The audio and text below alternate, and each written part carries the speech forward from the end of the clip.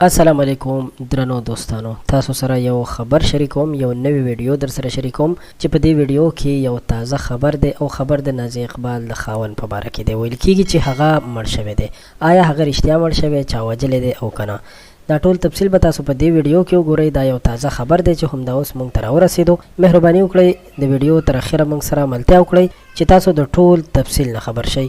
قدرمنو دوستانو، د دې خبر په باره کې تاسو سره تفصیل شریکوم چې که تاسو ته معلومه وي نو څه موده وړاندې د نازي اقبال او د جاوید پیزا ترمنځ د طلاق خبرې روانې وي. خو د هغې نه وړاندې داسې څه خبرې هم د دوی په منځ کې راغلې وي چې جاوید پیزا لورګانې د هغې اوښې یعنې د نازي اقبال ورور سره څه داسې څه بدکاري کړې وه، څه ناروا کار یې کړی و چې د هغې په باره کې نازي اقبال په اسلام آباد های کورټ کې اپیل هم درج کړی او هغه اپیل هغې بیا واپس واخیستو، ځکه چې هغې ویل چې زه د خپلې کورنۍ نه مجبوره یم. خو هغوی د همدغه مشکلاتو د وجې بیا لندن ته هم لاړل، ځکه چې هغې ویل زما خاوند ته په پاکستان کې نیشنلټي نه ورکول کېده. بیا داسې وشول چې د دوی ترمنځ د طلاق خبرې راغلي.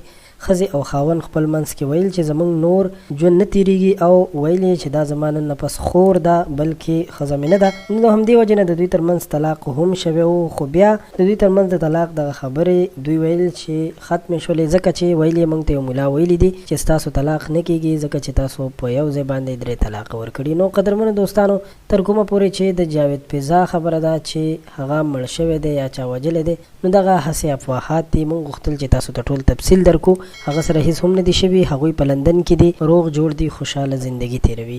د ویډیو د کتلو مو ډیره مننه کوم چې تاسو موږ سره د ویډیو تر اخره ملتیا وکړه.